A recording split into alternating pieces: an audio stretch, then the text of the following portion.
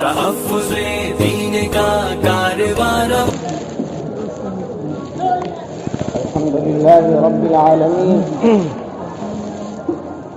والصلاة والسلام على سيدنا ونبينا محمد خاتم النبيين وعلى آله وأصحابه أجمعين. أما بعد فقد قال الله تبارك وتعالى في القرآن المجيد: أعوذ بالله من الشيطان الرجيم بسم الله الرحمن الرحيم وكذلك جعلناكم أمة وسطا لتكونوا شهداء على الناس ويكون الرسول عليكم شهيدا. اسٹیج پر موجود علماء کرام، مہمانان اعظام، اس علاقے کے غیور مسلمانوں اور ہماری پردہ نشین مائیں اور بہنیں، بڑا عجیب موقع ہے. رات کے تقریباً 2 بج رہے ہیں. ہمارے سامنے ایسے نوجوانان ہیں جن کے سینے عشق الہی سے اور عشق نبوی سے روشن ہیں، جو شروع سے لے کر اب تک اس جلسے میں ڈٹے ہوئے ہیں یہ بتانے کے لیے کہ دنیا والوں کی وہ ساری کوششیں، سازشیں جو ہمارا رشتہ اسلام سے، قرآن سے اور ہمارے پیغمبر محمد رسول اللہ صلی اللہ علیہ وسلم سے کاٹنے کے لیے ہو رہی ہیں، وہ ساری سازشیں ناکام ہیں. مسلمانوں،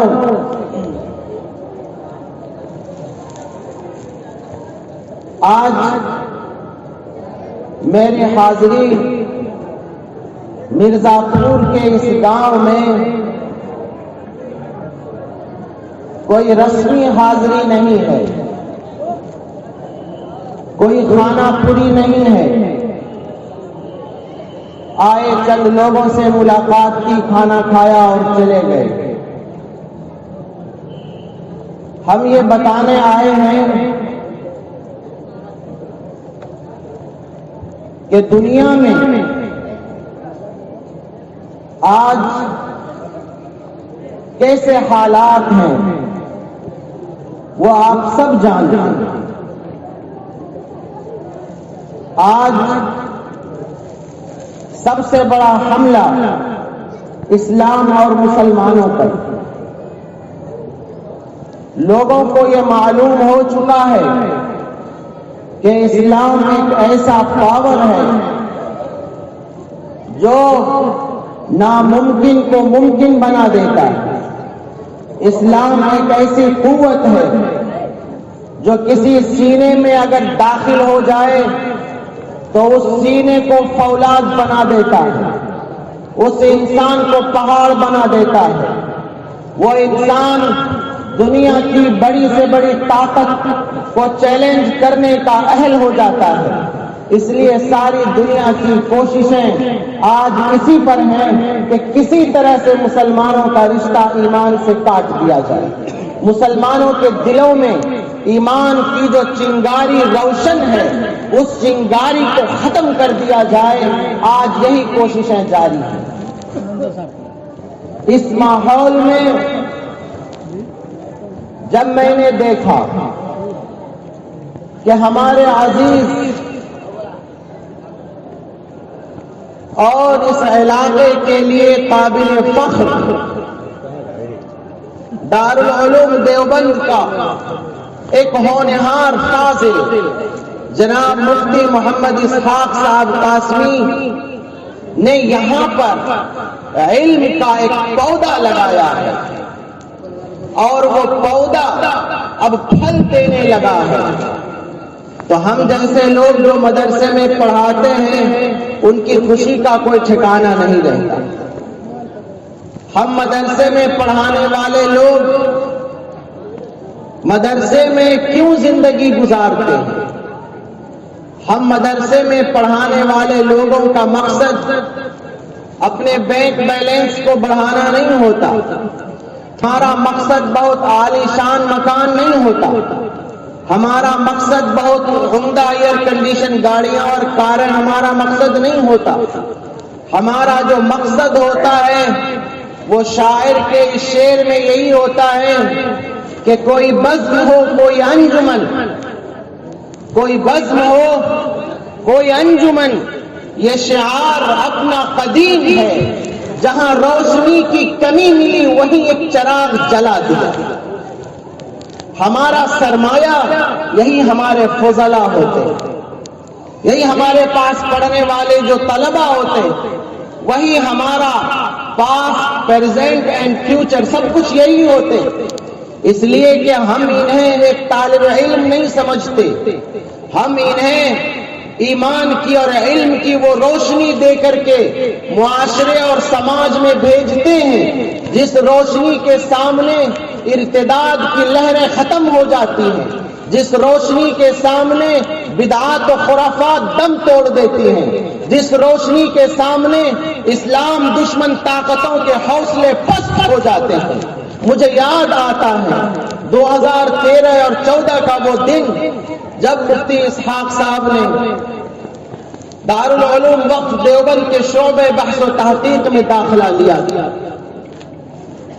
چند ہی دنوں کے بعد ہم نے اور ہمارے ساتھی جناب ڈاکٹر مولانا محمد شکیب قاسمی صاحب دامت برکاتہم جو دارالعلوم وقف دیوبند کے نائب معتمن ہیں، اندازہ لگا لیا تھا کہ یہ جوہر قابل ہے، اس پر محنت کرنی ہے۔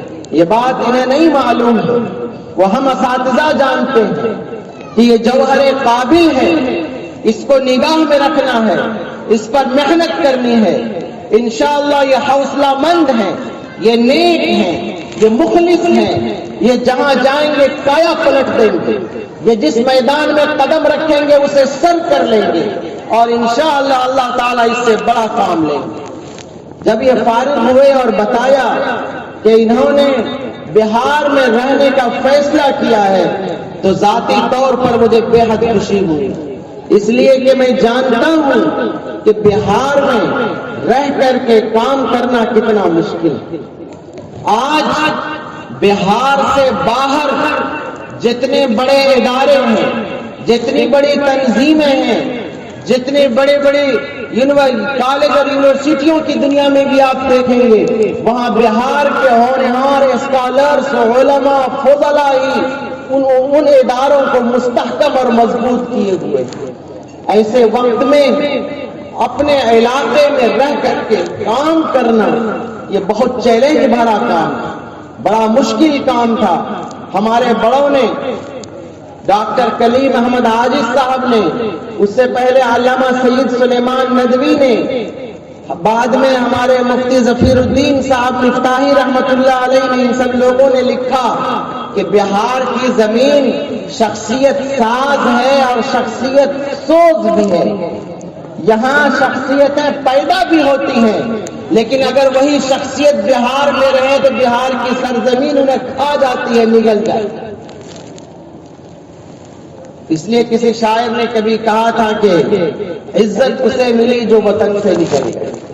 ایک شاعر کا ایک مصرع ہے، عزت اسے ملی جو وطن سے نکل گیا، لیکن مجھے فخر ہے کہ ہمارے پاس ایک ایسا فاضل بھی ہے جسے اس کے وطن میں عزت ملی ہے، جو یہاں رہ کر کے وطن والوں کی خدمت کر رہا ہے، جس نے مظفر پور میں ایک مدرسے کی بنیاد رکھی اور لاک ڈاؤن کے زمانے میں یہاں پر بچیوں کی تعلیم کا نظم کیا۔ ہمارے بزرگوں، آپ جانتے ہیں کہ آج ہمارا سماج کتنا بگڑا ہوا ہے، سماج میں کس قدر بگاڑ پیدا ہو چکی، اور یہ بگاڑ مردوں سے زیادہ عورتوں میں۔ آج مسجدوں میں بیانات ہوتے ہیں، تقریریں ہوتی ہیں، بہت سارے رسم و رواج کے خلاف باتیں ہوتی ہیں.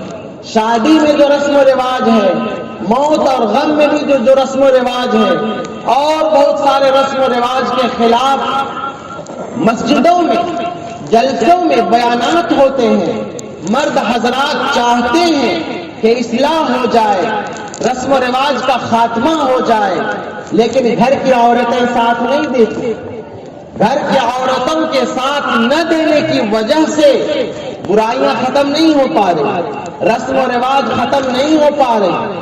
ایسے ماحول میں لڑکیوں کو پڑھانا، لڑکیوں کو دین کی تعلیم دینا، لڑکیوں کو تیار کرنا، لڑکیوں کو دین کی ضروری باتیں بتانا ایک کام نہیں ہے، ایک کارنامہ ہے، ایک چیلنج بھرا کام ہے. اور ہمیں خوشی ہے کہ ہمارے عزیز اور عزیز قدر مفتی اسحاق صاحب نے اور ان کے بھائیوں نے، مفتی مولانا اشتیاق صاحب نے اور مشتاق صاحب نے اور تمام بستی کے گاؤں کے لوگوں کے تعاون سے یہ کام کر دکھایا. محترم بزرگوں اور ماں اور بہنوں، میں جب پروگرام سن رہا تھا، بچیوں کا جب میں پروگرام دیکھ رہا تھا، تو میں بہت ہی زیادہ متاثر ہو رہا. بعد میں جو حضرات کر رہے تھے، بابر صاحب کی نظامت آج علاقائی نظامت نہ رہی، ملکی نظامت ہو گئی. بڑے سے بڑے ناظم جلسہ کو دیکھا، مگر وہ رنگ جو یہ بھرتے ہیں جلسوں میں کم ہی لوگ ہوں گے.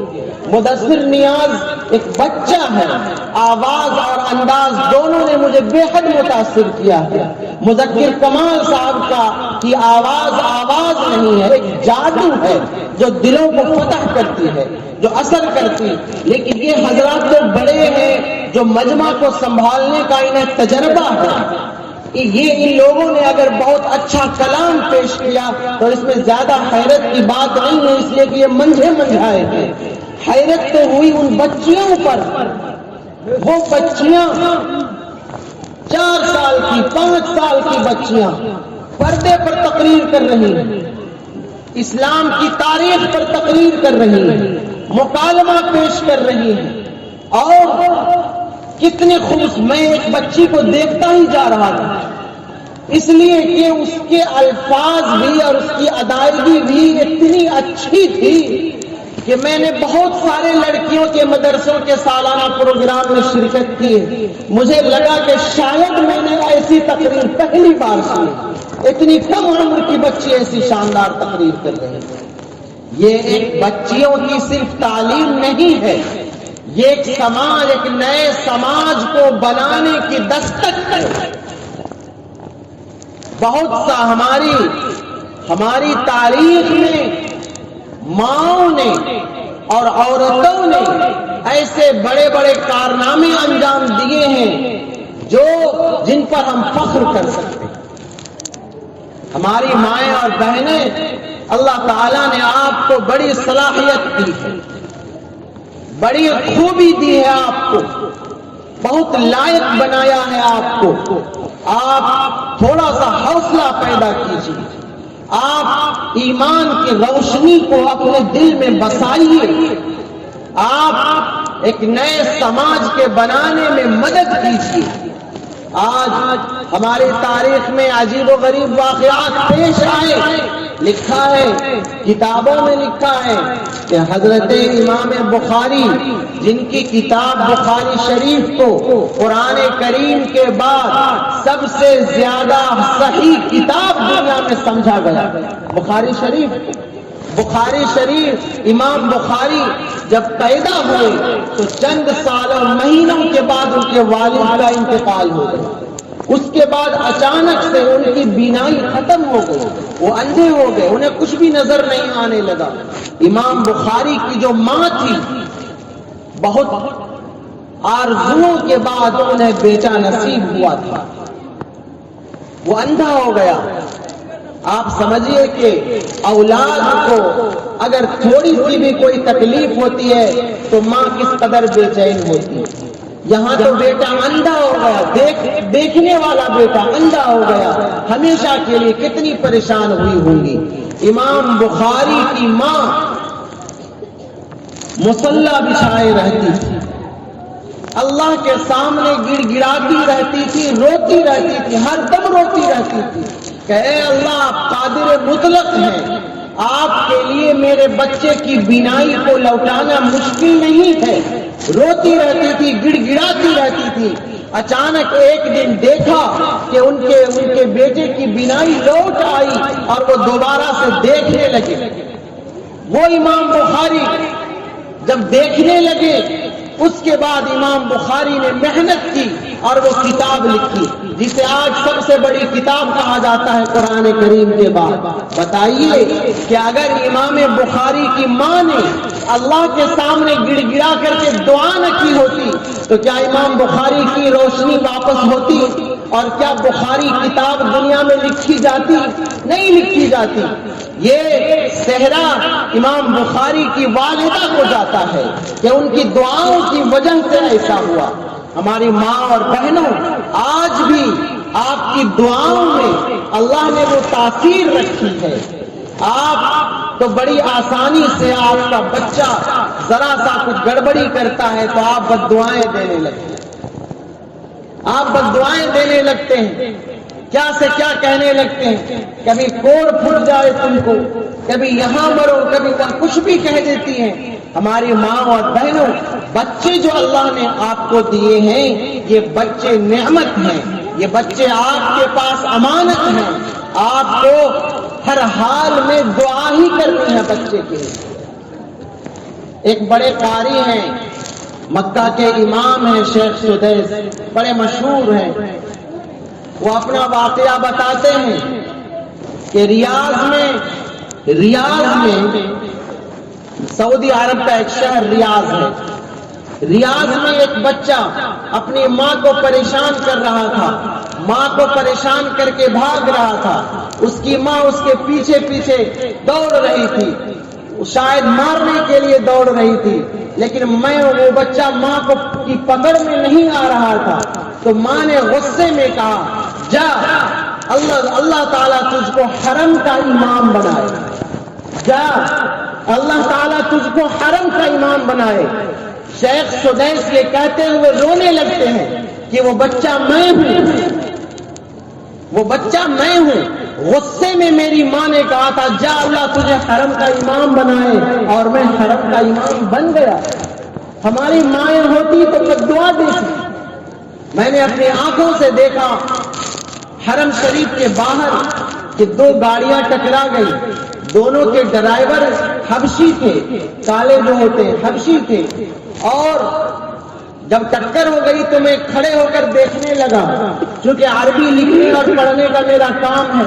میں نے سوچا کہ دیکھیں یہ عرب لوگ لڑتے کیسے ہیں اور لڑائی میں کیا کیا گالیاں دیتے ہیں اور یہ کیا بولتے ہیں۔ تو میں وہاں پر ٹھہر گیا، میں ظہر کی نماز پڑھنے کے لیے جا رہا تھا، بالکل مسجد اسامہ بن لادن کے باہر یہ واقعہ ہو رہا تھا۔ میں ٹھہر گیا کہ ذرا دیکھیں اب کیا ہوتا ہے۔ دونوں نے کچھ الفاظ کہے اور دونوں باہر نکلے اور ہمیں لگا کہ اب دونوں ایک دوسرے کو ماریں گے، لیکن جب سخت غصہ میں آ گئے تو دونوں نے کہا اللہم صلی علی محمد، انہوں نے بھی کہا اللہم صلی علی محمد، اور دونوں اپنی گاڑی میں بیٹھ گئے۔ یہ انداز مجھے بے حد متاثر کر گیا کہ غصے میں بھی یہ لوگ کتنا قابو رکھتے ہیں کہ دعاؤں سے انہوں نے اپنے جھگڑے کو ختم کر دیا۔ ہماری ماں اور بہنوں، ہماری تاریخ میں بہت سارے علماء گزرے ہیں۔ ایک امام ہے امام مالک، بڑا نام، بڑی قربانی، اور ایک دنیا ہے جو ان کے فتووں پر چلتی ہے۔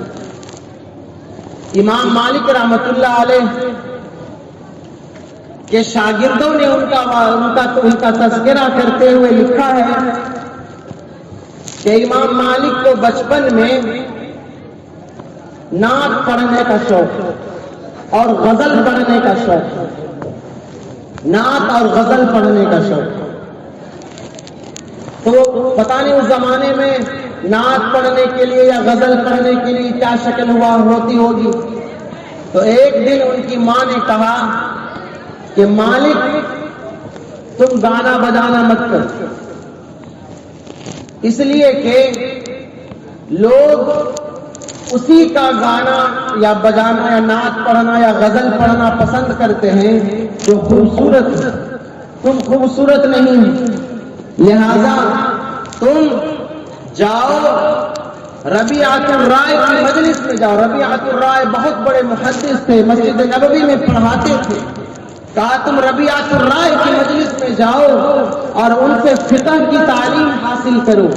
اس لیے کہ جب آدمی عالم بن جاتا ہے، فقیہ بن جاتا ہے، تو پھر لوگ اس کے چہرے کی خوبصورتی کو نہیں دیکھتے، لوگ اس کے علم کی وجہ سے اس کی عزت اور احترام کرتے ہیں.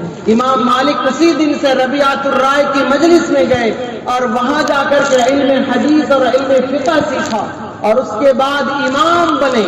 اور آپ جانتے ہیں کہ امام اعظم ابو حنیفہ کی طرح امام مالک بھی ایک امام ہیں جن کا فتویٰ بہت سارے ملکوں میں چلتا ہے. اب آئیے ایک اور واقعہ آپ کو سناتا ہوں اور ہماری عورتوں کو خاص طور سے سننے کا ہے وہ واقعہ. ربیعۃ الرائے کا واقعہ سناتا ہوں. ربیعۃ الرائے کا واقعہ سنیے. یہ امام مالک کے استاد جن کا ذکر ابھی میں نے کیا، یہ واقعہ سننے کا ہے. کہتے ہیں کہ ربیعۃ الرائے کے جو والد تھے ان کا نام فرخ تھا. ان کے والد ایک جہاد میں جا رہے تھے. بنو امیہ کا دور تھا.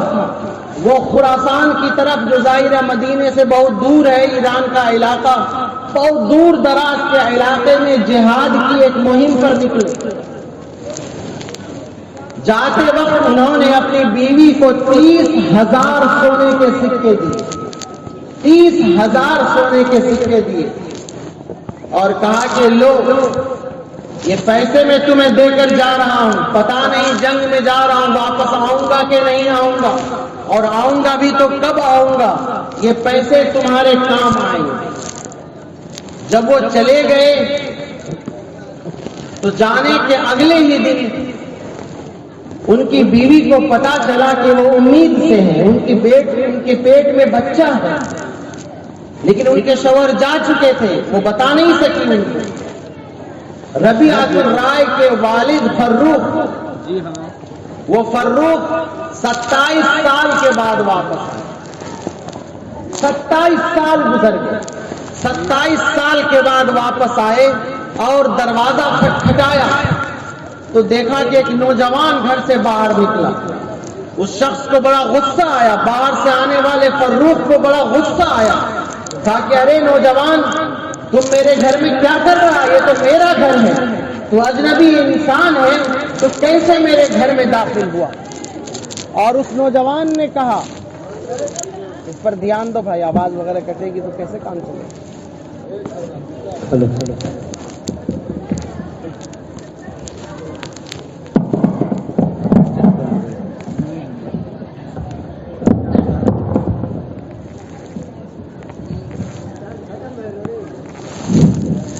ربیعۃ الرائے کے باہر سے آنے والا شخص کہہ رہا ہے کہ بھائی تم اندر کیا کر رہے ہو؟ اجنبی آدمی، تم میرے گھر میں کیا کر رہے ہو؟ اور گھر سے نکلنے والا نوجوان کہہ رہا ہے یہ میرا گھر ہے، تم میرے گھر میں بغیر اجازت کے کیسے داخل ہو رہے ہو؟ یہ میرا گھر ہے، تم کیسے داخل ہو رہے ہو؟ ان دونوں میں لڑائی شروع ہو گئی. تو اندر سے وہ عورت آئی اور کہنے لگی ارے تم لوگ لڑو نہیں، یہ میرا شوہر ہے اور یہ میرا بیٹا ہے. اور اپنے شوہر سے کہا کہ جب تم یہاں سے جا رہے تھے تو اس وقت میں امید سے تھی، اور تمہارے جانے کے بعد یہ بیٹا پیدا ہوا ہے، یہ وہی بیٹا ہے جو 27 سال میں جوان ہو گیا ہے، اس لیے تم دونوں اندر آؤ.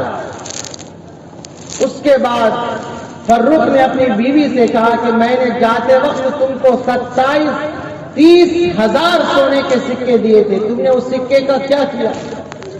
کہا کہ میں آپ کو بتاؤں گی کہ میں نے ان پیسوں کا کیا کیا، لہذا آپ اطمینان رکھیے، آپ فریش ہو جائیے، اور جا کر کے نماز پڑھی. مسجد نبوی میں نماز پڑھنے کے لیے ربیعۃ الرائے وہ فروخ جاتے ہیں. انہوں نے دیکھا کہ مسجد نبوی میں جیسے ہی نماز ختم ہوئی ان کا بیٹا ربیعۃ الرائے منبر پر بیٹھا ہے اور سارے لوگ ان کے سامنے بیٹھ گئے اور یہ حدیث بیان کر رہے ہیں اور لوگ حدیث کو لکھ رہے ہیں, نقل کر رہے ہیں اور لوگوں میں ایک جوش ہے. سارے لوگ ان کے بیٹے کے قریب بیٹھنا چاہتے ہیں. لوگوں میں ایک طرح سے دھکا مکی ہو رہی ہے, کوئی یہ آگے بڑھنا چاہتا ہے, وہ آگے بڑھنا چاہتا ہے. یہ دیکھ کر کے فروخ کی آنکھوں میں آنسو آ گئے کہ اللہ نے میرے بیٹے کو کیا مقام عطا کیا کہ مسجد نبوی کے ممبر پر بیٹھ کر کے میرا بیٹا حدیث اور فقہ کی تعلیم دے رہا ہے. جب وہ واپس آیا تو بیوی نے کہا کہ آپ مسجد سے آ گئے؟ کہا کہ ہاں میں آ گیا. کچھ دیکھا آپ نے؟ کہا میں نے دیکھا کہ ربیعہ رائے تو بعد میں لگا. کہا ربیعہ ممبر پر بیٹھا ہوا حدیث سنا رہا ہے اور لوگ سب نقل کر رہے ہیں. میں دیکھ رہا ہوں کہ علم کی سلطنت کا, علم کی ریاست کا وہ بادشاہ بنا ہوا ہے. کہا کہ میرے سرتاج اب آپ بتائیے کہ آپ کو 30,000 سونے کے سکے پیارے ہیں یا ایسا ہونہار بچہ پیارا ہے؟ کہا کہ ایسا ہونہار بچہ پیارا ہے. اس کے لیے 30,000 کیا لاکھوں سونے کے سکے اس کے لیے قربان کیے جا سکتے ہیں. کہا کہ میں نے وہ سارے پیسے آپ کے بچے کی تعلیم و تربیت میں خرچ کیے. میں نے اس بچے کے لیے دور دراز سے بڑے بڑے علماء اور محدثین کو بلایا, جو لوگ نہیں آ سکتے تھے وہاں بیٹے کو بھیجا اور بہت محنت سے میں نے اتنے پیسے خرچ کر کے ہم نے اس کو تیار کیا ہے. یہی بیٹا آپ کے پیسے کا مصرف ہے, یہی اسی پر میں نے سارے پیسے خرچ کیے. ربیعۃ الرائے خوش ہوئے اور انہوں نے سجدہ شکر ادا کیا. ہماری مائیں اور بہنیں کہاں گئی؟ آج بھی ہماری ماں اور بہنوں کے پاس پیسے ہیں, لیکن آج وہ پیسے فضول خرچیوں پر برباد ہو رہے. مردوں کے پاس بھی پیسے ہیں. آج زندگی گزارنے کا ایک اصول ہی بدل گیا. فضول خرچی عام ہو گئی.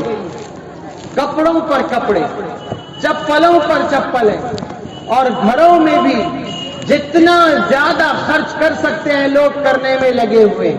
لوگوں کو نظر نہیں آتا کہ ان کے پڑوس میں ایسے لوگ بھی ہیں جو دانے کے لیے اور کھانے کے لیے ترس رہے ہیں.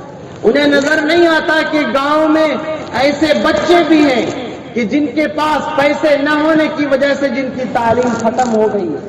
انہیں نظر نہیں آتا کہ ایسے لوگ بھی ہیں جن کے گھروں میں بیٹیاں جوان ہو گئی ہیں اور ان کی شادی کے لیے ان کے پاس پیسے نہیں ہیں اور وہ پریشان ہو رہے ہیں. انہیں نظر نہیں آتا کہ سماج میں ایسے بہت سارے بیمار ہیں جو پیسے نہ ہونے کی وجہ سے علاج نہیں کرا رہے. انہیں نظر نہیں آتا کہ گاؤں میں مدرسے بھی ہیں جہاں پر لوگ دین کا علم حاصل کرتے ہیں, جہاں پر لوگ دین کی بنیادی معلومات حاصل کرتے ہیں.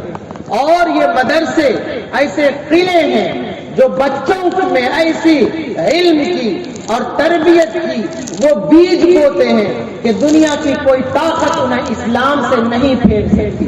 یہ مدرسے ہر وقت محتاج ہیں لوگوں کے. یہاں پر اچھے اساتذہ آئیں, لوگوں کو سہولیتیں فراہم کی جائیں. یہ مدرسے بہترین مصرف ہے پیسوں کا, لیکن ہمارے لوگوں کو ہوش کا. ہماری مائیں اور بہنیں سوچیں کہ کیا حالات پیدا ہو گئے. آج کے جو آنے والے حالات ہیں وہ بڑے خطرناک حالات, بڑے خطرناک حالات ہیں. ان حالات کا مقابلہ عزم سے کیا جائے گا, حوصلے سے کیا جائے گا. آپ نے دیکھا یہ جو واقعات ہم نے سنائے یہ سب تو پرانے واقعات ہیں. کیا آپ نے نہیں دیکھا کہ کرناٹک کے اندر جب حجاب کا مسئلہ اٹھا ساری میڈیا ہماری بچیوں کے خلاف ہو گئی، حکومت خلاف ہو گئی، عدالتیں خلاف ہو گئی، اور مسلم بچیوں کے حجاب کو اتارنے کے لیے ایک عجیب و غریب قسم کا ماحول ملک میں بنایا جانے لگا۔ ٹھیک اسی وقت میں جب ان بچیوں کو کر کے راستے روکے جا رہے تھے، ان کی تعلیم پر پہرے لگائے جا رہے تھے، ایک بچی ان شرارتی گنڈوں کے بیچ میں حجاب لگائے ہوئے زبان سے نعرہ تکبیر کا کلمہ بلند کرتے ہوئے وہاں پہنچ گئی۔ اللہ کی مدد ایسی آئی کہ منٹوں میں دنیا بھر کی میڈیا نے اسے کور کیا اور وہ آگ کی طرح خبر پھیل گئی۔ ہندوستان کا وہ چہرہ جو فضائی طاقتوں نے بنایا ہے، جس میں ظلم اور زیادتیاں ہیں، جس کی چکی میں آج ہندوستان پس رہا ہے، دنیا کی سامنے یہ چہرہ آ گیا لوگوں کے سامنے۔ اسلام و فوبیا کا جو بڑھتا ہوا رجحان ہے اس ملک میں، وہ دنیا کے سامنے آ گیا اور یہ کر دکھایا۔ ایک کم عمر مسکان نامی لڑکی نے۔ اسی عزم کی ضرورت ہے، اسی حوصلے کی ضرورت ہے۔ اگر آپ نے طے کر لیا کہ ہمارے چہرے سے ہم نبی کریم صلی اللہ علیہ وسلم کی سنت کو اپنے چہرے پر سجائیں گے، ہماری ماں اور بہنوں نے طے کر لیا کہ ہم اپنے سر کو حجاب سے چھپائیں گے اور ہم فاطمہ اور خدیجہ اور جویریہ کی بیٹی بن کر کے رہیں گے، ہم ایسی اور تیسی بیٹیاں بن کر کے نہیں رہیں گے، تو خدا کی قسم ایسی کوئی طاقت وجود میں نہیں آئی جو ہمارے نوجوانوں کے چہرے سے داڑھی اتار سکے اور ہماری بہنوں کے سر سے حجاب اتار سکے۔ دنیا نے یہ گواہی دی ہے کہ جس نے طے کر لیا عزت کے ساتھ رہنا ہے، وہ عزت کے ساتھ ہی رہے گا۔ جس نے طے کر لیا کہ ایمان کے ساتھ رہے گا، توحید کے ساتھ رہے گا، تو کوئی طاقت ایسی دنیا میں نہیں آئی جو ہمارے سینے سے ہماری توحید کو نکال سکے۔ اس لیے کہ دنیا کی حکومتیں اور دنیا کے حکمران صرف جسموں پر حکومت کر سکتے ہیں، وہ دو چار ڈنڈے لگا سکتے ہیں، وہ جیلوں میں بند کر سکتے ہیں، وہ پھانسیوں پر لٹکا سکتے ہیں، لیکن ان کی حکومت ہمارے دلوں پر قائم نہیں ہو سکتی۔ دلوں پر حکومت صرف اللہ کی ہے، دلوں پر حکومت صرف رسول اللہ کی ہے، دلوں پر حکومت صرف اسلام کی ہے، دلوں پر حکومت صرف قرآن کی ہے، دلوں پر حکومت صرف اسلامی تعلیمات کی ہے۔ آج ایسا دل پیدا کرنے کی ضرورت ہے۔ اقبال نے کہا تھا، توحید کی امانت سینوں میں ہے ہمارے، توحید کی امانت سینوں میں ہے ہمارے، آسا نہیں مٹانا نام و نشاں ہمارا۔